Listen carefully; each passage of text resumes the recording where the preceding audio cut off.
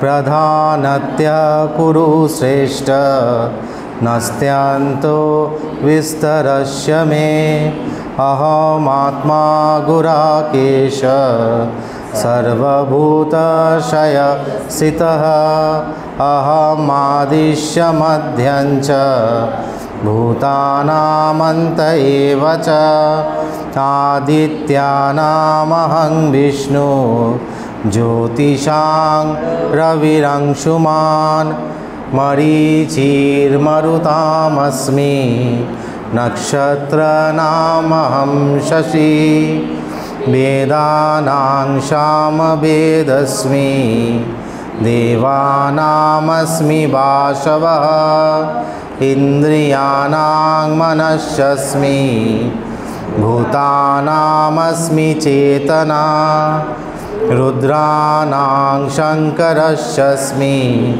वित्तेषो जक्षरक्षसां वसूनां पावकश्चस्मि मेरुशिखरिणामहं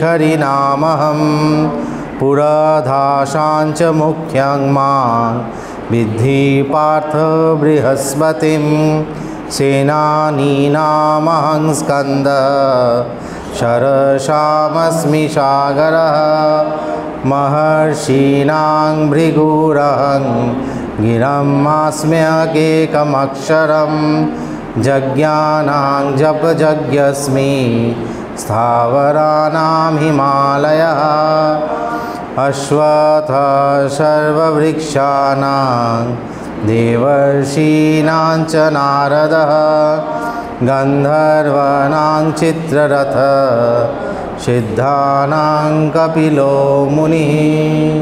এই অবধি আমাদের পড়া হয়েছে যে কি বলছে, মহর্ষিনাং ভৃগুরহম, সমস্ত মহর্ষির মধ্যে আমি হচ্ছি গিয়ে ভৃগু, এবং সমস্ত অক্ষরের মধ্যে আমি হচ্ছে কি এক অক্ষর ওমকার।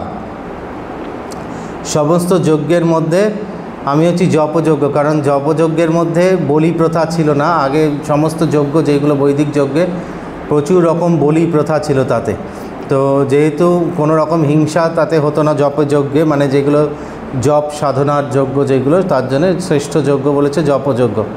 আর সব স্থাবর জিনিসের মধ্যে যেইগুলো মুভ করে না সেই স্থাবরানাম হিমালয়াঃ। অশ্বত্থ সর্ববৃক্ষানাম, সর্ববৃক্ষের মধ্যে অশ্বত্থ, কারণ অশ্বত্থের অনেক মেডিসিনাল প্রপার্টি আছে, তাতে একটা গাছেই সব রকম কাজ হচ্ছে, ছায়া দিতে পারে, অনেকটা পশু পাখির ঘর করতে পারে তাতে। বৃক্ষানাং দেবর্ষীনাঞ্চ নারদা, দেবর্ষী যে সমস্ত দেবর্ষীদের মধ্যে যে দেবতারা ঋক দর্শন করেছে, ঋষি কাদের বলে, ঋষি কাদের বলে যারা ঋক দর্শন করে। আগের দিন বলেছিলাম ঋক মানে কীরকম, যেটা হচ্ছে কি আমাদের ঋক আর মানে হচ্ছে সত্য, কিন্তু আমাদের যে 10 বৈদিক শান্তি মন্ত্র আমরা বলি ঋতম বদিষ্যামি সত্যম বদিষ্যামি, আলাদা আলাদা করে কেন? কে এটার উত্তর দিতে পারবে? আগের দিন বলেছি, কে দিতে পারবে উত্তর? ঋক, ঋষি কাদের বলে? যারা ঋক দর্শন করেছে। হ্যাঁ, ঋক শব্দটার অর্থ হচ্ছে গিয়ে সত্য, কিন্তু আমরা 10 বৈদিক শান্তি মন্ত্র যখন প্রত্যেক দিন বলি, আমরা তখন কি বলি যে ঋতম বদিষ্যামি, প্রত্যেক শনিবারে সত্যম বদিষ্যামি। তাহলে এই দুটো যদি একই হয় তাহলে আলাদা আলাদা করে বলছি কেন? ঋতম মানে হচ্ছে গিয়ে বৃহত্তর সত্য, যেটা হচ্ছে গিয়ে সমস্ত ব্রহ্মাণ্ড যে সৃষ্টি হবে একটা সময়, আবার লয় হয়ে যাবে, এই যে 4টে যুগ পর পর আসবে এবং তার আয়ুষ্কালই এক একটা যুগের একই রকম থাকবে, এটাকে বলা হচ্ছে কি ঋতম, মানে হচ্ছে বৃহত্তর সত্য।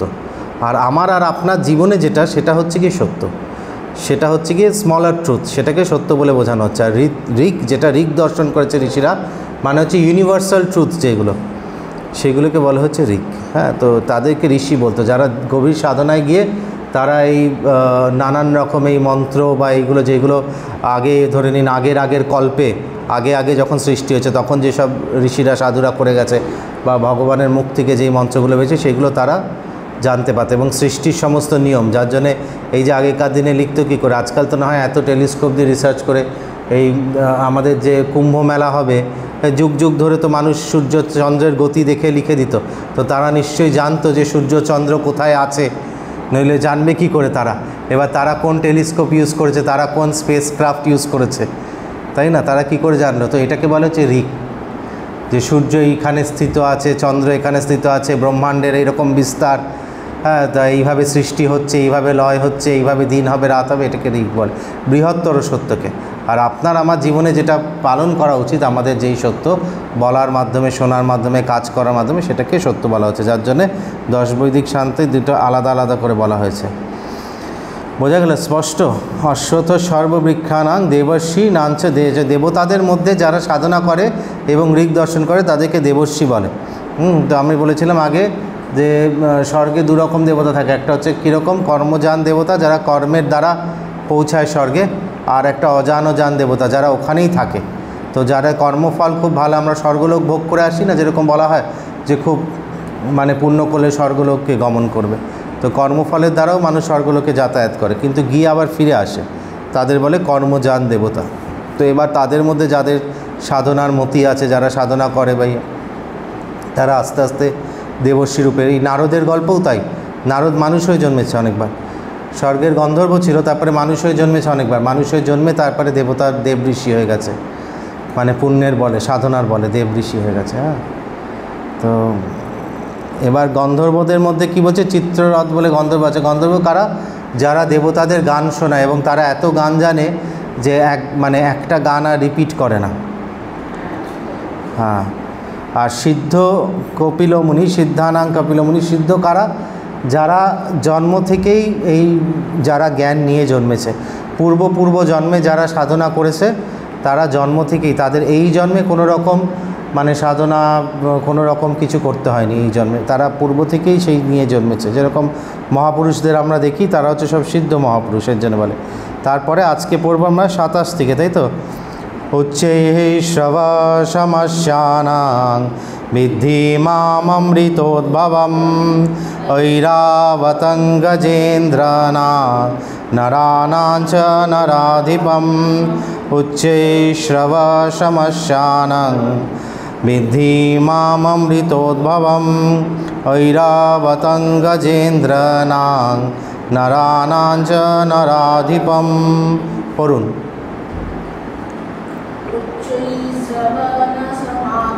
শ্রবসমস্যানাং, হ্যাঁ, সমস্ত অশ্বদের মধ্যে, ঘোড়াদের মধ্যে আমার নাম হচ্ছে উচ্চশ্রবা।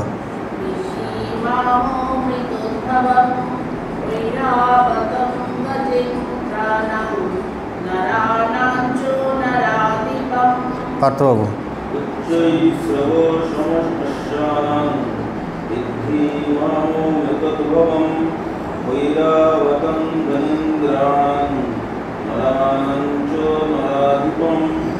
করুন, আপনি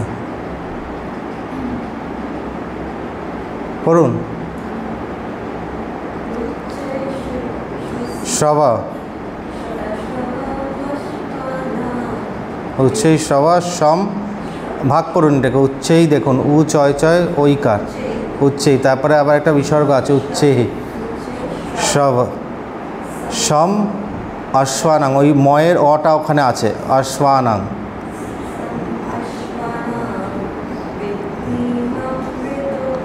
বিদ্ধি মাম অমৃতোদ্ভবম ঐরাবতং, ঐরাবত, হ্যাঁ, নরাণাং চ নরাধিপম, মানুষদের মধ্যে সৌরভ। সমস্যানাং, হ্যাঁ, মাম অমৃতোদ্ভবম ঐরাবতং গজেন্দ্রাণাং নরাণাং চ নরাধিপম। কে পড়বে? দেবব্রত? না, আপনি পড়ুন, চেষ্টা করুন, এতদিন হয়ে গেল শুনতে শুনতে। হ্যাঁ, হোক বিচ্ছিরি, আমাদের কোন ভালো হচ্ছে, বিচ্ছিরি হোক। উচ্চৈ শ্রব সম অশ্বানাং বিদ্ধি মাম অমৃত, এখানে অটা ময়ের অটা আছে, বাকিরাও শুনুন। বিদ্ধি মাম অমৃতোদ, তয় ওকারে দ, ভবম ভ, দেখুন তো দয় ভয় আছে, অমৃতোদ্ভবম ঐরাবতং গজেন্দ্রাণাং নরাণাং চ নরাধিপম। হলো, এই তো হলো, আর কি অসুবিধা আছে? তাহলে কি বলছে? সমস্ত অশ্বের মধ্যে অমৃত মন্থনের সময় যেই অশ্ব উঠেছিল তার নাম হচ্ছে গিয়ে উচ্চৈঃসবা। উচ্চৈঃসবা সেই ঘোড়ার নাম। অমৃত মন্থনের সময় সে উঠেছিল, তো বলছে বিদ্ধি মাম অমৃতোদ্ভবম। বিদ্ধি মানে হচ্ছে জানো, আমাকে এই সমস্ত অশ্বের মধ্যে আমাকে উচ্চৈঃসবা বলে জানবে, যে অমৃত মন্থনের সময় উঠে এসেছিল। এবং ঐরাবত যে মানে হাতি উঠে এসেছিল, সমস্ত কারো একটা আনমিউট হয়ে গেছে, হ্যাঁ ঠিক আছে, হ্যাঁ সমস্ত হাতিদের মধ্যে যারা গজেন্দ্র নাম, মানে হাতিদের মধ্যে যে বড় বড় হাতি তাদেরকে বলা হয় গজেন্দ্র। সেই গজেন্দ্রদের মধ্যে ঐরাবত হচ্ছে কি ইন্দ্রের হাতির নাম। হ্যাঁ, তো সেটাও হচ্ছে কি অমৃত মন্থনের সময় উঠেছিল। আর মানুষের মধ্যে আমাকে জানবে রাজা হিসেবে, নরানাঞ্চ নরাধিপা, মানে সব কিছুর মধ্যে যেটা বেস্ট সেটাকে দেখলে তুমি আমার কথা মনে করবে। দেখো এটাতে সবাই মিউট রাখুন, অনলাইনে যারা আছেন, লাস্টে প্রশ্ন নেব। এটার মধ্যে একটা বৈশিষ্ট্য আছে, দেখুন ভগবান যেখানে বলছে সাধারণত যেটা বেস্ট সেটা দেখলে আমাদের মনে অনেক সময় ঈর্ষা উৎপন্ন হয়, তাই না? ঈর্ষা উৎপন্ন হয় মানুষের মনে। তো ভগবান ঠিক উল্টোটা বলছে, আমাদের কীরকম মাইন্ড ম্যানেজমেন্টের পদ্ধতি দেখুন, শাস্ত্রের মধ্যে কত সহজভাবে লোকানো আছে, আমরা বুঝি না। আজকাল বড় বড় কোর্স করে আসে সব মাইন্ড ম্যানেজমেন্টে, স্ট্রেস ম্যানেজমেন্টে। শাস্ত্রে বলছে যেখানে যেখানে শ্রেষ্ঠ জিনিসটা দেখবে সেখানে সেখানে মনে করবে আমার কোনো বিভূতি আছে, তার জন্যই এটা শ্রেষ্ঠ হতে পেরেছে, নইলে পারতো না। এইভাবে প্রত্যেকটা কথাই বলে ভগবান, অদ্ভুত। তারপরে কি বলছে 28, তাই যখনই কোথাও আমরা কিছু শ্রেষ্ঠ দেখব মনে করব এর পূর্বকৃত কোনো পুণ্যের জন্য এরকম হচ্ছে। হ্যাঁ, আমাদের মনে সাধারণত ঈর্ষা চলে আসে না তার প্রতি। তো এইটাকে দূর করব কি করে? মানে ধরে নিন এইগুলো সেদিনকে ওই যে ওইখানে যে মেয়েটা বসেছিল না, ও সেদিনকে এসে অনেক বলছে, ওর ফ্যামিলিতে একজনের খুব রাগ, খুব মানে তারা টিকে থাকতে পারছে না বাড়িতে। তা আমি বললাম এইগুলোও অসুখ, এই যে অতিরিক্ত রাগ আমাদের, অতিরিক্ত ঈর্ষা, এইগুলো আমাদের এক একটা অসুখ। আমরা স্থূল শরীরের অসুখটাকে অসুখ বলে ট্রিট করি, আপনার পায়ে ব্যথা, কোমরে ব্যথা, জ্বর, এইগুলোকে আমরা অসুখ বলে ট্রিট করি, কিন্তু সূক্ষ্ম শরীরের অসুখগুলোকে আমরা অসুখ বলে ট্রিট করি না। যে আমাদের ভেতরে যদি ঈর্ষা থাকে, রাগ থাকে, এটা দুঃখের কিছু নেই, মানুষ মাত্র থাকবে আমাদের প্রত্যেকের মধ্যে। সেটাকে দূর করার জন্যই তো মনুষ্য জন্ম, নইলে তো আমরা দেবতা হতাম। মনুষ্য জন্ম তো এর জন্য, দেবতাদের মধ্যেও থাকে, তারাও ঝগড়াঝাটি করে, তাই না? তো তাদের অনেক ঊর্ধ্ব লোকের দেবতা হলে তখন তাদের মধ্যে থাকে না, কিন্তু সামান্য দেবতাদের মধ্যেও থাকে। তো এইটাকে দূর করার জন্যই সাধনা। এই যে আমরা গীতা পড়ছি কিসের জন্য? আমাদের অন্তঃশুদ্ধির জন্যে। তো কার গলায় তাল বসছে, কার তাল বসছে না, এটা একদম ইম্পর্টেন্ট না। আসল হচ্ছে আমরা অর্থটা বুঝতে পারলাম নাকি, সেটাকে অন্তঃস্থ করতে পারলাম নাকি, সেই অর্থটা আমরা জীবনে কাজে লাগাতে পারলাম নাকি আমাদের, সেটা হচ্ছে আসল উদ্দেশ্য। তারপরে কি বলছে? আয়ুধানামহং বজ্রং ধেনূনামস্মি কামধূপ প্রজনশ্চস্মি কন্দর্প সর্পানামস্মি বাসুকিঃ। আয়ুধানামহং বজ্রং ধেনূনামস্মি কামধূপ প্রজনশ্চস্মি কন্দর্প সর্পানামস্মি বাসুকিঃ। পড়ুন।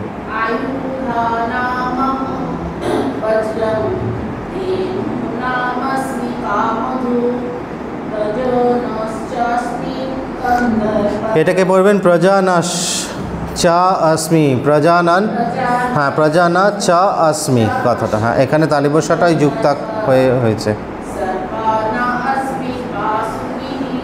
সর্পানাম, সমস্ত সাপেদের মধ্যে আমি হচ্ছি বাসুকি। হ্যাঁ পড়ুন তারপরে।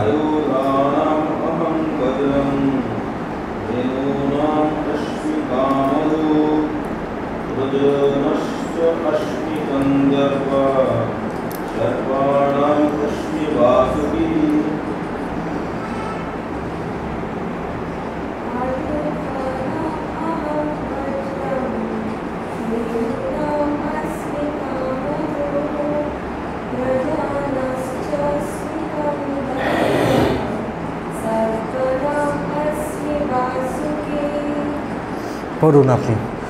আয়ুধানাম অহং বজ্রং ধেনূনাম अस्मि कामधूप প্রজানশ্চস্মি কন্দর্পঃ। বিসর্গ থাকলে একটা অ উচ্চারণ হবে তারপরে, হ্যাঁ। সর্পানামস্মি বাসুকিঃ।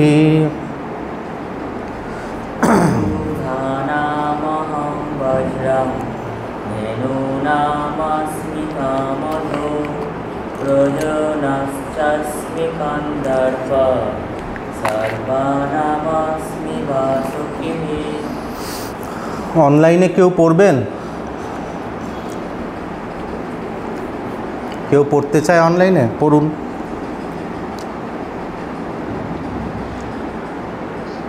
আমি পড়ছি। হ্যাঁ পড়ুন। আয়ুধানামহং বজ্রং ধেনূনাম অস্মি কামধুক্ প্রজনশ্চ অস্মি কন্দর্প। প্রজনস পড়বেন তাহলে সুবিধা। প্রজনস তালিবস্য আছে দেখুন। প্রজনশ্চাস্মি কন্দর্প সর্বানামস্মি বাসুকিঃ। পিসি পড়বে? আনমিউট করে পড়ো, আনমিউট করে, মিউট আছে, শোনা যাচ্ছে না। আমি পড়ছি। হ্যাঁ পড়ুন। আয়ুধানামহং বজ্রং ধেনূনামস্মি কামধুক্ প্রজনশ্চাস্মি কন্দর্পঃ সর্বনামস্মি বাসুকিঃ। হ্যাঁ খুব সুন্দর হয়েছে। পিসি মিউট আছো, তোমার আওয়াজ শোনা যাচ্ছে না, আনমিউট করে পড়তে হবে। আচ্ছা ঠিক আছে, পরের দিন আমি তোমাকে দেখিয়ে দেবো। কি বলছে? সমস্ত অস্ত্রের মধ্যে সবার পড়া হয়েছে এখানে? নেক্সট দিন থেকে পড়তে হবে। এখন যোগায় গভর্নমেন্টের সিলেবাসেই, ইন্ডিয়া গভর্নমেন্টের সিলেবাসে বেসিক থেকেই ভগবদ্গীতা আছে। 200 আওয়ার্স যোগা টিচার্স ট্রেনিং, এবং ভগবদ্গীতা পড়তে পারতে হবে। আয়ুধানা মানে সমস্ত অস্ত্রের মধ্যে, আয়ুধ কাকে বলে? সমস্ত অস্ত্রের মধ্যে আমি হচ্ছি বজ্র। বজ্র কার অস্ত্র? ইন্দ্রর অস্ত্র। কীভাবে তৈরি হয়েছিল? দধিচি মুনির অস্থি দিয়ে তৈরি হয়েছিল। আর সমস্ত যে এই অমৃত মন্থন থেকে যত গরু উঠেছে তার মধ্যে আমি হচ্ছি গিয়ে হ্যাঁ যে কামধেনু। অস্ত্রদের মধ্যে আমি হচ্ছি বজ্র। দধিচি মুনির অস্থি দিয়ে তৈরি হয়েছিল। বৃত্রাসুর বলে একজন অসুর ছিল, সমস্ত স্বর্গ পৃথিবী জয় করে নিয়েছে, তাকে কেউ হারাতে পারতো না। তো তাকে মারার জন্য একটা এমন অস্ত্র লাগবে যে কোনো ঋষির অস্থি দিয়ে তৈরি হবে, মানে হাড্ডি দিয়ে। তো এবার কোন ঋষি নিজের হাড্ডি দেবে? তখন দধিচি মুনি তার কাছে সবাই গেলে, মানে ঋষিদের ত্যাগের দেখাচ্ছে, তারা নিজের শরীর সে তখন সাধনার মাধ্যমে ছাই করে দিয়ে সেটা দিয়ে বজ্র তৈরি হয়েছিল ইন্দ্রর। তাই বলছে সেটা শ্রেষ্ঠ অস্ত্র, সবথেকে শক্তিশালী অস্ত্র। আয়ুধানা মহং বজ্রং। আর সমস্ত এই গরুর মধ্যে আমি হচ্ছে গিয়ে কামধেনু গাই, যার মাধ্যমে সমস্ত কামনা পূর্ণ হয় আর কি। আর সমস্ত রকম কামের মধ্যে আমি হচ্ছে গিয়ে কন্দর্প। কন্দর্প কীরকম কাম? আমাদের ভারতীয় দর্শনে একমাত্র কামকে শাস্ত্র হিসেবে দেখা হয়েছে, আর কোনো দর্শনে কামকে শাস্ত্র হিসেবে দেখা হয়নি। অন্য সব জায়গায় সিন বলা হয়েছে, আমাদের এখানে সিন বলা হয়নি। খ্রিস্টানিটিতে, ইসলামে, সমস্ত ধর্ম যেগুলো আছে ওরা হচ্ছে কি হাফ বেকড নলেজ। একমাত্র ভারতীয় দর্শনে কাম শাস্ত্র আছে। তো এখানে ভগবান কি বলছেন? প্রজনশ্চাস্মি কন্দর্প হচ্ছে ধার্মিক সন্তান প্রাপ্ত করার জন্যে, ধার্মিক সন্তান প্রাপ্ত করার জন্য শাস্ত্রীয় বিধি সম্পন্ন যে কাম সেটাকে বলে কন্দর্প। তো ভগবান বলছে আমি ওই কাম বাসনার মধ্যে আছি। তো সমস্ত কিছুর মধ্যে ভগবান আছে, এইটাকে যদি আমরা মনে করি তাহলে আমাদের সমস্ত কাজের মধ্যে অনেক শুদ্ধতা চলে আসবে, তাই না? আমরা আজকাল যেভাবে মানুষ চলছে, মানুষের কোনো বোধবুদ্ধিহীন হয়ে গেছে। সে কি করছে বিবেকহীন, সে কি করছে সে জানে না, সে কি করবে তার লক্ষ্য জানে না। হ্যাঁ, তাহলে আর পশুর মধ্যে আর মানুষের মধ্যে কোথায় পার্থক্য? পশুরও তো এই যে আহার নিদ্রা ভয়ে মৈথুনাম চা সমানানে তার পশুবীর নারানাম ধর্মইতে এসম অধিকা বিশেষ ধর্মে না হীনা পশুবীর সমান। যার মধ্যে ধর্ম নেই সে পশুর সমান, কারণ আহার নিদ্রা ভয় মৈথুন এগুলো মানুষ আর পশুর মধ্যে সমান এগুলো, তাই না? আপনিও ভালো ভালো খেতে চান, একটা পশুকেও দেখবেন ভালো ভালো যে খেতে দিলে সে বারবার আপনার কাছে আসবে, এবং তার যখন ভালো ভালো খাওয়ার অভ্যেস হয়ে যাবে তখন সে খারাপ খাবে না, তাই না? পশুর মধ্যেও সেটা আছে। বিড়ালকে যে খেতে দেয় মাছ ভাত দেবেন তখন সে আর রাস্তা থেকে কুড়িয়ে খাবে না, কুকুরকে ভালো ভালো খেতে দেবেন তারপরে আর সে রাস্তা থেকে কুড়িয়ে খাবে না। তো এই হচ্ছে গিয়ে মানুষেরা তো স্বভাব একরকম, আহার নিদ্রা, ওরাও একটু শুয়ে টুয়ে আরাম করে থাকতে চায়, তার জন্যে দেখবেন একটা শান্ত জায়গা খোঁজে, ছায়া আছে এরকম জায়গা খোঁজে। তো আমরাও একটা দামি বিছানা নিয়ে আসি বাড়িতে, এসি লাগিয়ে নিই, চুপচাপ কেউ আওয়াজ করতে পারবে না করে আমরাও আহার নিদ্রা। আর ভয় মানে কি, ওদের মধ্যেও সেলফ ডিফেন্স আছে, যদি ওরা ভয় পায় নিজেকে বাঁচানোর চেষ্টা করে, আমরাও সেরকম নিজেকে বাঁচানোর চেষ্টা করি। আর ওদের মধ্যেও এই মৈথুনের বোধ আছে যে আমার রিপ্রোডাকশান করতে হবে, তার জন্য বাসা বানায়, পাখিরা কী সুন্দর সুন্দর বাসা বানায় এক একটা পাখি, তাই না? তো মানুষও তাই এই বাড়ি বানাচ্ছে, ঘর বানাচ্ছে কিসের জন্যে? নিজে তো চিরকাল থাকবে না, সবাই জানে। তখন আমাদের মাথায় আসে যে আমি থাকবো না, ঠিক আছে, আমার পরবর্তী প্রজন্ম থাকবে।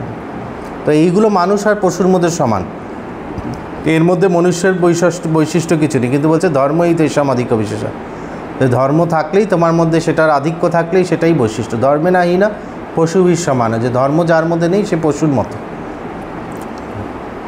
তো সমস্ত শাস্ত্রের মধ্যে কামশাস্ত্রও আছে, এর মধ্যে আমাদের কোনো লজ্জার বিষয় নেই আমাদের দেশে। তো তার মধ্যে ভগবান নিজে বলছে আমি হচ্ছি কন্দর্প। এই সমস্ত কাম বাসনার মধ্যে, যেই বাসনার দ্বারা আমরা এমন ধার্মিক সন্তান উৎপন্ন করতে চাই যে ধর্মের পথে চলবে, সেটাকে কন্দর্প বলে। আর কি বলছে, সমস্ত সর্পের মধ্যে আমি হচ্ছি বাসুকি।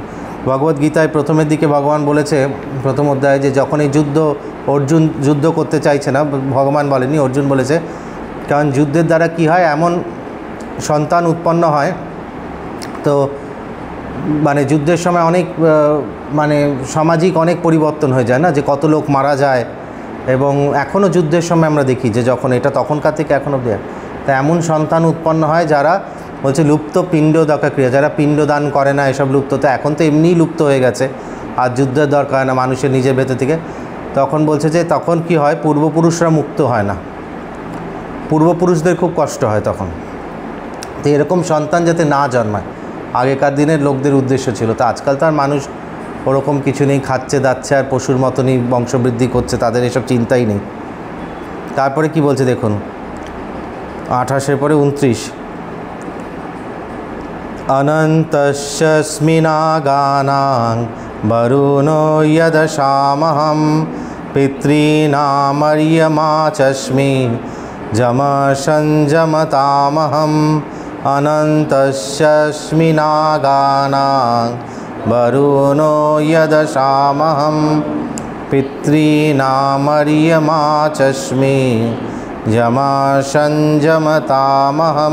দেখুন আমি এত আস্তে আস্তে পড়ি যাতে আপনাদের পড়তে সুবিধা হয়, বুঝে যান যাতে উচ্চারণগুলো, এমনিতে এতটা আসতে পারার কথা না। পড়ুন, অনন্তস্মি নাগানাং বরুণো যদশামহং অর্যমাচস্মি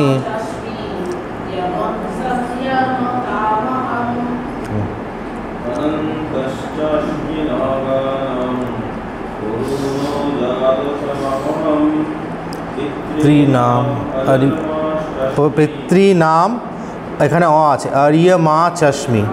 আর্যমা হচ্ছে যে পিতৃলোকের অধিপতি দেবতা। আমরা প্রত্যেকদিন 10 বৈদিক শান্তি মন্ত্রে করেন তো, তাকে প্রণাম। পিতৃলোকের অধিপতি দেবতা যে আর্য মাতার নাম।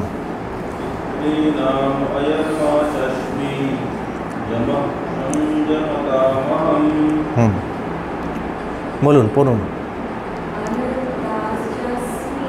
গানা বরুণো যদশামহং পিতॄনামর্যমাচস্মি যমসঞ্জমতামহং। একটা না পেন্সিল নিয়ে বসবেন, যারা বসেন না, আমি যখন কেউ উঠতাম গুরুদেবের কাছে আমারও খুব অসুবিধা হতো পড়তে। এখানে একজন শুধু আমার পিসিকেই দেখছি পেন্সিল নিয়ে বসেছে, মানে আমাদের এটা বংশ পরম্পরায় আছে। আমার পিসি অনলাইন ক্লাস করছেন, আমিও ওই যে আরেকজনও বসেছে, পেন্সিল নিয়ে বসতাম। যেখানে এইগুলো লেখা আছে না, এই যে পিতৃনাম, এটাকে ভাগ করে করে লিখে নেবেন পাশে, তাহলে পরে আপনি যখন পড়বেন আপনার সুবিধা হবে। পিতৃনাম অর্যমাচস্মি, হ্যাঁ, তো এখানে অর্যমা নামটা, এই অটা এখানে ময়ের সাথে আছে। এবার পিতৃনামর্যমাচস্মিও পড়তে পারেন, সেটাও ভুল না, হ্যাঁ সেইভাবেও পড়া যায়, কিন্তু সেইভাবে পড়তে আপনার বেশি কষ্ট হবে। পিতৃনাম আরিয়মা চাস্মি, সে তার থেকে আপনার সুবিধা হবে পিতৃনাম আরিয়মা চাস্মি পড়তে। আপনার যেভাবে সুবিধা হয় এইভাবে লিখে নেবেন পাশে, যে এখানে শব্দ কী কী আছে। পিতৃনাম মানে সমস্ত পিতৃগণের মধ্যে নাম, আরিয়মা আমি হচ্ছে গিয়ে তাদের অধিপতি দেবতা আর্যমা, বাংলায় আমরা আর্যমা বলি না, আরিয়মা চ अस्मि মানে আরিয়মা চ अस्मि। কেন চ শব্দটা যেখানে হচ্ছে অনেকগুলোর সাথে মিলে, যখন সমস্ত পিতৃলোকের পিতৃদের মধ্যে সমস্ত পিতৃ, আরিয়মাও আমাদের পিতৃ, তাদের মধ্যে আরিয়মা আমি হচ্ছে গিয়ে সব থেকে যে অধিপতি দেবতা, যে তাদের মধ্যে দেবতা সে। ঠিক আছে, ব্রেকআপ করা আছে না ওই সহজ গীতার মধ্যে। হ্যাঁ কী বলছে, সবার পড়া হয়ে গেছে? আপনি পড়বেন, পড়ুন পড়ুন। অনন্তশ্চাস্মি নাগানাং বরুণো যদশামহং পিতॄনামারিয়মা চাস্মি যমসঞ্জমতামহং। ত্রিপুরী শ্রুত। অনন্তশ্চাস্মি নাগানাং বরুণো যদশামহং। এই যে দেখুন এই আকারগুলো একটু টেনে, আর অনন্ত চাস্মি নাগানাং আকার আছে অনেকগুলো না। অনন্তশ্চাস্মি নাগানাং হ্যাঁ, বরুণো যদশামহং পিতॄনাম আরিয়মা চাস্মি যমসঞ্জমতামহং। এখন লেটেস্ট রিসার্চ করেও দেখেছে সংস্কৃত উচ্চারণে আমাদের নার্ভাস সিস্টেম ভালো হয়। দেখবেন ইন্টারনেটে অনেক রিসার্চ আছে যে এই সংস্কৃত উচ্চারণে আমাদের নার্ভাস সিস্টেম ভালো হয়, মেমোরি ভালো হয়, এরকম অনেকেই আছে। অনলাইনে পড়বেন যারা, পড়ুন। अनन्तस्तस्मि नागानां वरुणो यदशामहं पितॄनामर्यमा तस्मै यमः संयमतामहं। Very good. अनन्ताच्चस्मि नागानां वरुणो यदशामहं पितॄणाम् अर्यमा चस्मि यमः संयमतामहं। ঠিক আছে, সবার হয়ে গেছে পড়া। কী বলছে হচ্ছে কি, আমি সমস্ত নাগদের মধ্যে অনন্ত নাগ। এর আগে বলছে সর্প আর নাগ। সর্প আর নাগের মধ্যে একটু খুব সাটেল ডিফারেন্স আছে। সর্প মানে সমস্ত কিছু যেইগুলো সরীসৃপ মাটিতে এরকম ক্রল করে করে চলে, সেইগুলোকে সবকটাকেই সর্প বলে।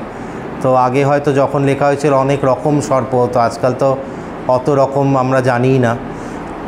আর এখানে নাগ হচ্ছে গিয়ে যাদের মধ্যে একটু মানে স্টেটাসে আধ্যাত্মিক দিক থেকে উন্নত, হ্যাঁ তাদেরকে বলছে। তো বাসুকি হচ্ছে সমস্ত সর্পকুলের রাজা, তাকে হচ্ছে বাসুকি।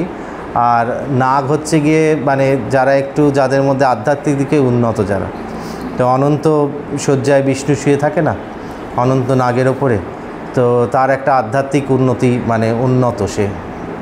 তো অনন্ত চাস্মি, আমাদের এখানে সাপের যে সব দেবতাদের সাথে সাপ থাকে না, সাপকে আধ্যাত্মিক দিক থেকে খুব উন্নত প্রাণী মনে করা হয়। সাপকে আধ্যাত্মিক দিক থেকে খুব উন্নত প্রাণী মনে। সাপ সাধারণত যেখানে খুব চুপচাপ শান্ত সেরকম জায়গায় থাকে এবং একা থাকে, মানে সাপ সাধারণত বেশি লোকালয়ের কাছাকাছি থাকে না, চায় না থাকতে। এখন আজকাল থাকার জায়গা নেই, লোকের বাড়ি ঢুকে পড়ছে, সেটা আলাদা কথা, কিন্তু চুপচাপ থাকে এবং সে দেখতে পায় না, শুনতে পায় না, তার মধ্যেও তার এত বেশি অ্যাওয়ারনেস তার মধ্যে থাকে। সে ওই মানে চোখে দেখে না সাপ, কিন্তু সে ঠিক তাতেও যখন কিছু আসে সামনে সে ফনা তোলে। তো এই সাপকে আমাদের কুণ্ডলিনী শক্তিকে সাপের সাথে তুলন না, সাপ চোখে দেখে না, কিছু করতে হয় না। ওই ভাইব্রেশনস ওরা মানে খুব সাটেল ভাইব্রেশনস ফলো করতে হয়। এই পায়ের আওয়াজ বা এগুলো যে ভাইব্রেশনস হয় না সাউন্ডের এয়ারে, সেটা ফলো করে ওরা। ওরা জিভটা বার করে ওর জন্যে, ওই ভাইব্রেশনটাকে ক্যাচ করে ওরা, জিভ দিয়ে বোঝে ওরা। হ্যাঁ, তো সাপের এর জন্যে সাপের একটা আধ্যাত্মিক উন্নতির হিসেবে দেখানো হয় সাপকে। আর সমস্ত যেই জিনিসগুলো চলে বরুণও, তাদের মধ্যে হচ্ছে গিয়ে আমি বরুণ। এই যে জলচর বা জলদেবতাগণের মধ্যে রাজা হচ্ছে গিয়ে আমি বরুণ। যেই জিনিসগুলো চলে আর কি, মানে যে বয়ে যাচ্ছে যেই জিনিসগুলো, তাদের মধ্যে হচ্ছে গিয়ে এদের মধ্যে আমি হচ্ছে গিয়ে বরুণ। আর সমস্ত পিতৃলোকের মধ্যে আমি হচ্ছি মানে পিতৃলোকের অধিপতি আরিয়মা। আর সমস্ত যারা এরকম এই আমাদের কর্মফলের ওপরে অনুগ্রহ বা নিগ্রহ করে আমাদের, মানে আমাদেরকে সংযত করে যারা, তাদের মধ্যে আমি হচ্ছে গিয়ে যম। মানে যম হচ্ছে গিয়ে আমাদের সবথেকে বেশি ভয় কাকে করে মানুষের, মানুষ যে এত রকম কর্ম করছে তখন একটাই ভয় আছে মানুষের, যদি কিছু হয়, হ্যাঁ তার মধ্যেও যদি কিছু হওয়ার মধ্যেও যদি মরে যাই, মানুষের একটা ভয় আছে, তাই না? তো এটাকে বলে অভিনিবেশ ক্লেশ, মানুষের সমস্ত ক্লেশের মধ্যে অভিনিবেশ ক্লেশ। তো বলছে যে সমস্ত এই দণ্ডবিধাতাদের মধ্যে আমি হচ্ছি যারা কর্মের দ্বারা আমাদেরকে অনুগ্রহ বা নিগ্রহ করে, মানে কোনো কিছু ভালো পুণ্য কর্ম হলে আমাদেরকে আশীর্বাদ করে বা খারাপ কর্ম হলে তার দণ্ড দেয়, তাদের মধ্যে এইভাবে যারা সংযত করে মানুষকে, তাদের মধ্যে আমি হচ্ছি গিয়ে যমরাজ ভগবান। তাহলে সব দিক থেকেই ভগবান আজকে এই অবধি থাক না, আরও সময় আছে কারো? আর পড়তে চায় কেউ? এই অবধি থাক, মুখস্থ করুন বাড়িতে গিয়ে। আর মুখস্থ করতে গেলে কী হবে, আমরা পারবো না তো প্রথম পড়তে, তখন আবার চেষ্টা করবেন, তাহলে মনটা এইদিকেই থাকবে। আর আমরা অন্য নইলে কী হবে, যাবো ফোনে গল্প করব, এই করব, সেটায় আরও আমাদের স্ট্রেস অ্যাংজাইটি বাড়বে। এইটা হচ্ছে কি জীবনের আসল কর্ম। দেখুন ভগবানের নিজের মুখ থেকে এই কথাগুলো আজকে থেকে আপনি চিন্তা করুন, 5000 বছর আগে মহাভারতের যুদ্ধ যখন হয়েছে, 5000 বছর আগে, তাতে এভিডেন্স আছে, তার মানে এগুলো সত্যি। ওখানে কুরুক্ষেত্র বলে জায়গাটা এখনও আছে, ওখানে এখনও অনেকে রেডিয়েশনসও পায়, ওখানে অস্ত্রও পাওয়া গেছে, তো জায়গাগুলো আছে সমস্ত। তো ভগবানের নিজের মুখ থেকে বেরোনো কথা আজকে আমরা এত 5000 বছর পরে আমরা নিজেদের মুখ থেকে উচ্চারণ করছি।